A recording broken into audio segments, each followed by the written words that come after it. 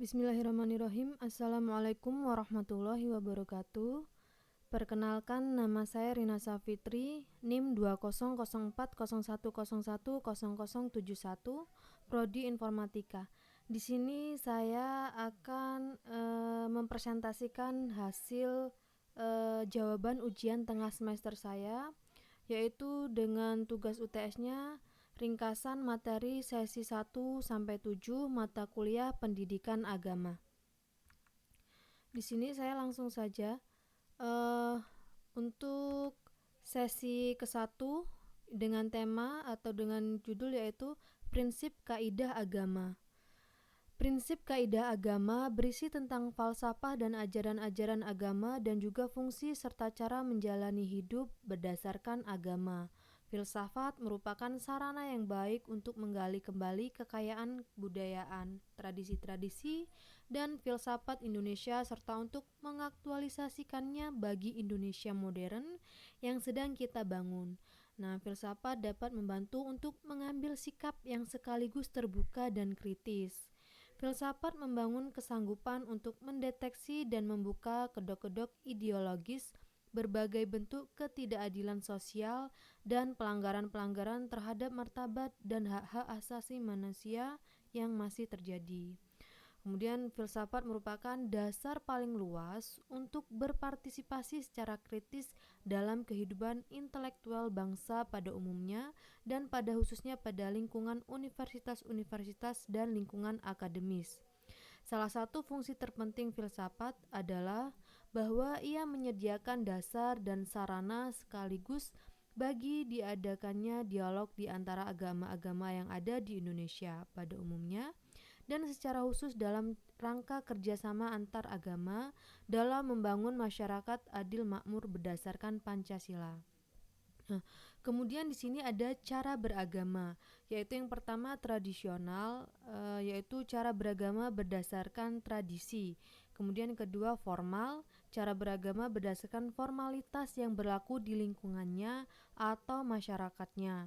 Kemudian rasional, cara beragama berdasarkan penggunaan rasio sebisanya. Kemudian yang keempat, metode pendahulu, cara beragama berdasarkan penggunaan akal dan hati atau perasaan di bawah wahyu. Nah, kemudian untuk sesi kedua yaitu dengan tema filsafat ketuhanan dan prinsip agama. Agama adalah suatu fenomena yang selalu hadir dalam sejarah umat manusia, bahkan dapat dikatakan bahwa sejak manusia ada, fenomena agama telah hadir. Fungsi agama bagi kehidupan yaitu sumber moral, sumber informasi tentang masalah metafisika, sumber pedoman hidup bagi individu maupun kelompok, kemudian mengatur tata cara hubungan manusia dengan Tuhan, makhluk hidup, dan serta hubungan manusia dengan manusia. Kemudian selanjutnya merupakan tuntunan tentang prinsip benar atau salah.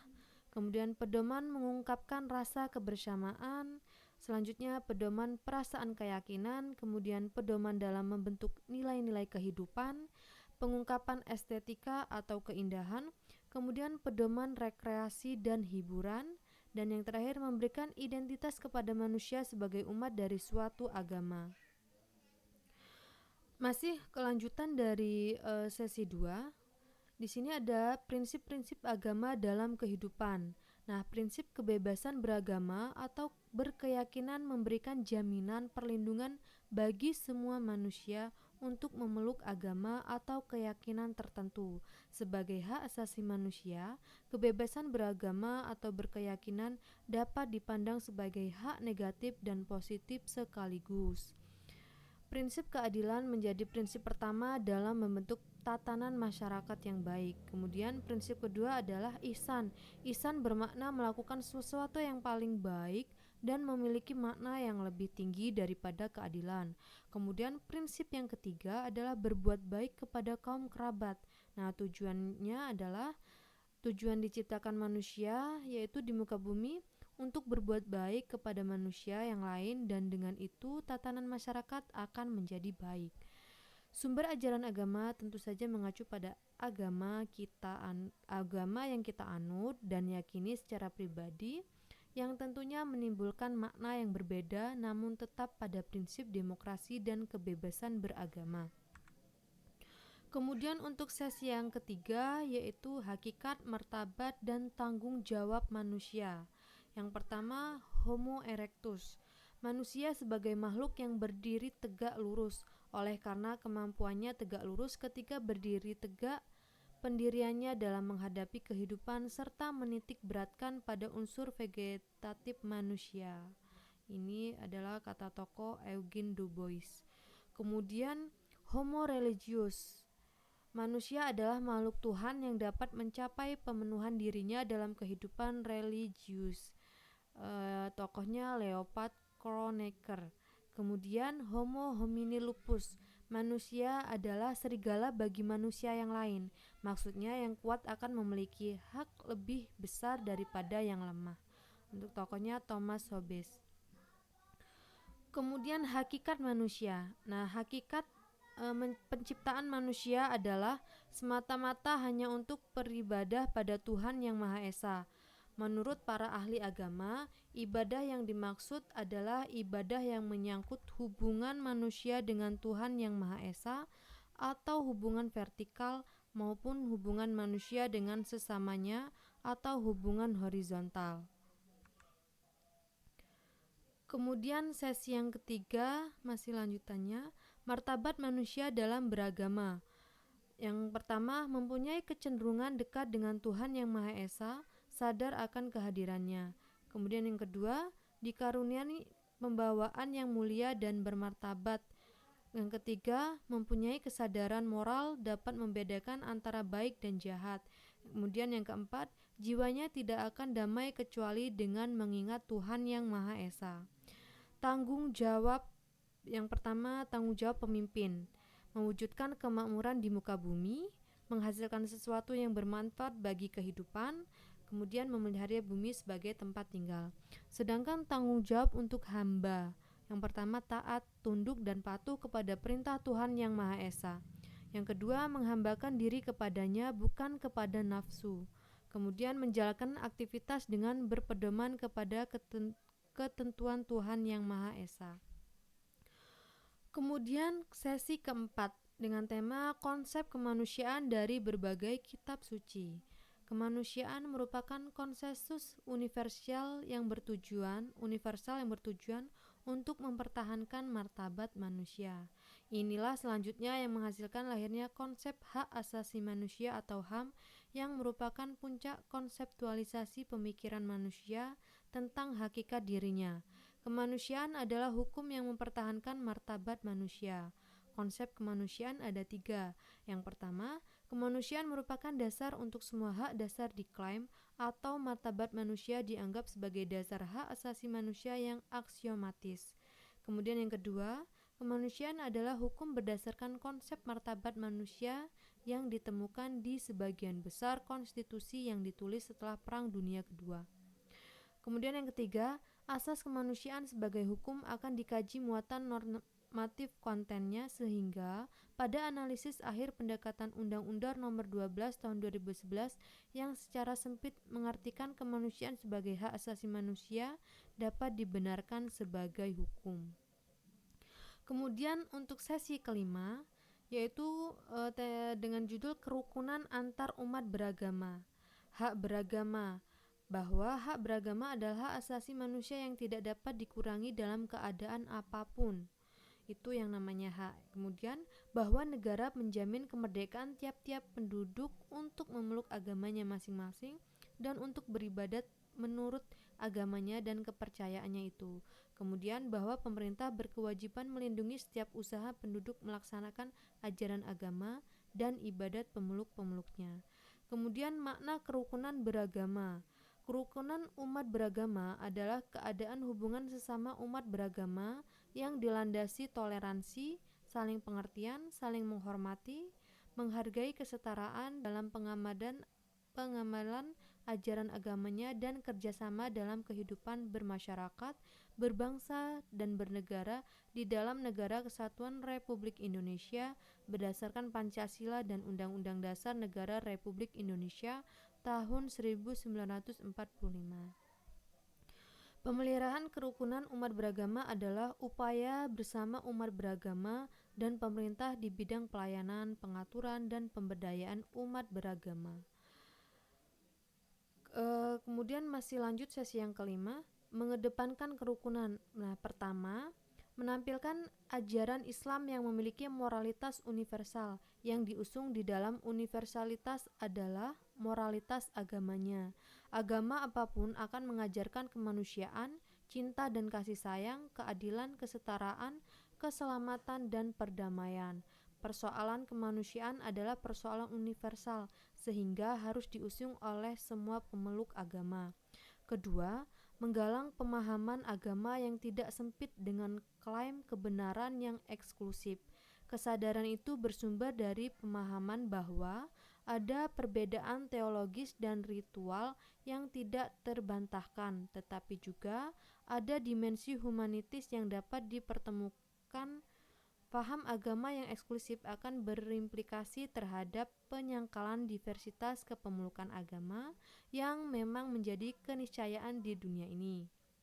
Kemudian yang ketiga, mengembangkan sikap keberagamaan yang moderat. Moderatisme adalah sikap keberagamaan yang cenderung memberikan ruang bagi yang lain untuk hidup. Melalui sikap moderat, maka orang lain dengan keyakinan berbeda, pandangan hidup berbeda dan gaya hidup berbeda adalah suatu kewajaran dan kemungkinan di dalam kehidupan. Kemudian masih lanjut sesi kelima, tapi di sini ada sesi 5A untuk lanjutannya. Karena untuk sesi kelima ini ada tiga file. Ada sesi 5, 5A, dan 5B. Untuk yang sesi 5A, 3 unsur kerukunan umat beragama. Yang pertama, kesediaan untuk menerima adanya pemberdaan keyakinan dengan orang maupun kelompok lain. Kesediaan membiarkan orang lain untuk mengamalkan ajaran yang diyakininya, dan yang terakhir, kemampuan untuk menerima perbedaan. Selanjutnya, menikmati suasana kehusuan yang dirasakan orang lain sewaktu mereka mengamalkan ajaran agamanya. Nah, trik kerukunan umat beragama bertujuan agar masyarakat Indonesia bisa hidup dalam kebersamaan sekalipun banyak perbedaan. Nah, konsep ini dirumuskan dengan teliti dan bijak agar tidak terjadi pengekangan atau pengurangan hak-hak manusia dalam menjalankan kewajiban dari ajaran-ajaran agama yang diyakininya. Kemudian upaya-upaya mendorong kerukunan antar umat beragama. Nah, upayanya yang pertama adalah memperkuat landasan atau dasar-dasar tentang kerukunan internal dan antar umat beragama. Kemudian yang kedua, membangun harmoni sosial dan persatuan nasional dalam bentuk upaya mendorong dan mengarahkan seluruh umat beragama untuk hidup rukun dalam bingkai teologi yang ideal untuk menciptakan kebersamaan dan sikap toleransi. Kemudian yang ketiga, menciptakan suasana kehidupan yang beragama yang kondusif. Yang keempat, melakukan eksplorasi secara luas tentang pentingnya nilai-nilai kemanusiaan dari seluruh keyakinan plural umat manusia. Yang kelima, melakukan pendalaman nilai-nilai spiritual yang implementatif bagi kemanusiaan yang mengarahkan kepada nilai-nilai ketuhanan. Yang keenam, mengembangkan wawasan multikultural bagi segenap unsur dan lapisan masyarakat. Yang terakhir, menumbuhkan kesadaran dalam masyarakat bahwa perbedaan adalah suatu realita dalam kehidupan bermasyarakat. Kemudian untuk sesi 5B, Islam merupakan agama yang dibawa Rasul Muhammad SAW yang kedatangannya sebagai penyempurna risalah atau syariat nabi-nabi terdahulu. Islam datang dengan membawa misi kedamaian bagi seluruh alam, bukan hanya eksklusif bagi kelompok Islam. Hal tersebut dijelaskan Allah dalam Al-Quran surat Al-Anbiya ayat 107 yang berbunyi, dan tiadalah kami mengutus kamu melainkan untuk menjadi rahmat bagi semesta alam. Ya. Kemudian terdapat 3 ukhuwah dalam Islam. Yang pertama, ukhuwah Islamiyah, yakni konsep persaudaraan yang mengikat hubungan antara muslim satu dengan muslim lainnya. Yang kedua, ukhuwah insaniyah, yakni hubungan persaudaraan yang didasari atas pemikiran bahwa pada hakikatnya kita semua adalah makhluk Allah Subhanahu wa taala. Segala macam bentuk pemaksaan ideologi dan penindasan adalah tidak bisa dibenarkan oleh ajaran Islam. Maka sikap yang harus dikembangkan sejatinya adalah saling tasamuh, menghargai dan menghormati, bukan saling memusuhi. Yang ketiga, ukhuwah wataniyah, yakni hubungan persaudaraan yang didasari atas persamaan nasib dan sebangsa, alias hubungan warga negara dengan pemerintah. Kemudian lanjut untuk sesi yang keenam, yaitu konsep dasar sumber-sumber hukum agama. Nah, hukum adalah sesuatu yang berisi tentang aturan-aturan baik perintah atau larangan dan memiliki kekuatan sehingga apabila dilanggar akan mengakibatkan sebuah sanksi yang tegas dan nyata. Sumber hukum adalah suatu acuan untuk kita menaati hukum itu sendiri. Nah, sumber hukum agama Islam pertama adalah Al-Quran sebagai kitab suci para muslim, kedua hadis sebagai segala perilaku, perkataan Rasulullah SAW, ketiga ijtihad yaitu menggunakan akal sehat karena tidak ada di Al-Quran dan hadis. Kemudian sumber hukum agama Kristen Katolik adalah kitab suci agama Kristen yaitu kitab Injil atau Bible dan juga bisa dinamakan Alkitab yang terdiri dari Perjanjian Lama dan Perjanjian Baru. Kemudian sumber hukum agama Kristen Protestan.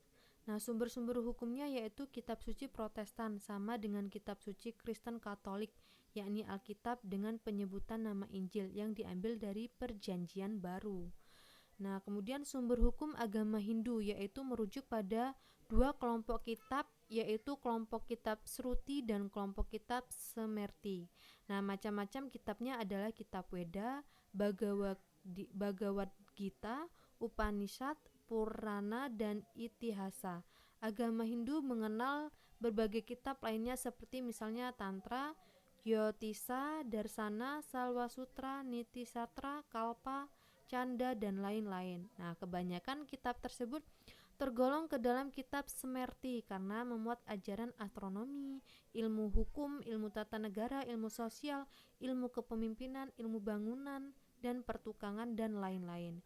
Kemudian yang terakhir sumber hukum agama Buddha yaitu Tripitaka yang berisi sabda dan ajaran Sang Hyang Buddha Gautama. Nah, kemudian untuk sesi yang ketujuh yaitu ilmu pengetahuan dan teknologi perspektif agama. Nah, menurut Baikuni Sains adalah himpunan pengetahuan manusia tentang alam yang diperoleh sebagai konsensus para pakar melalui penyimpulan secara rasional mengenai hasil-hasil analisis yang kritis terhadap data pengukuran yang diperoleh dari observasi pada gejala-gejala alam. Sedangkan teknologi adalah himpunan pengetahuan manusia tentang proses-proses pemanfaatan alam yang diperoleh dari penerapan sains dalam kerangka kegiatan yang produktif ekonomis. Nah, Islam pernah menjadi ahli dan penemu di berbagai bidang sains dan teknologi pada masa klasik. Namun sekarang kemajuan sains dan teknologi dalam beberapa dasawasa abad ke-20 telah menempatkan negara-negara yang penduduknya mayoritas muslim dalam posisi pinggiran. Misalnya beberapa teknologi keagamaan seperti jihad, ilmu, takwa, amal salih, dan ihsan perlu ditafsirkan dalam konteks yang lebih luas dari sekedar terminologi ibadah dalam arti sempit. Persepsi yang membuat dikotomi itu telah menjauhkan umat Islam dari kemajuan sains dan teknologi. Nah, demikian pula dengan terminologi amal salih dan ihsan amat perlu diterjemahkan dalam konteks yang meliputi karya sains dan teknologi, bukan kebajikan dalam arti sempit. Nah, terima kasih, sekian hasil presentasi yang dapat saya lakukan. Mudah-mudahan bisa memenuhi kewajiban saya mengerjakan ujian tengah semester atau UTS dan bisa mendapatkan nilai maksimal. Kurang lebihnya saya mohon maaf. Saya akhiri. Wassalamualaikum warahmatullahi wabarakatuh.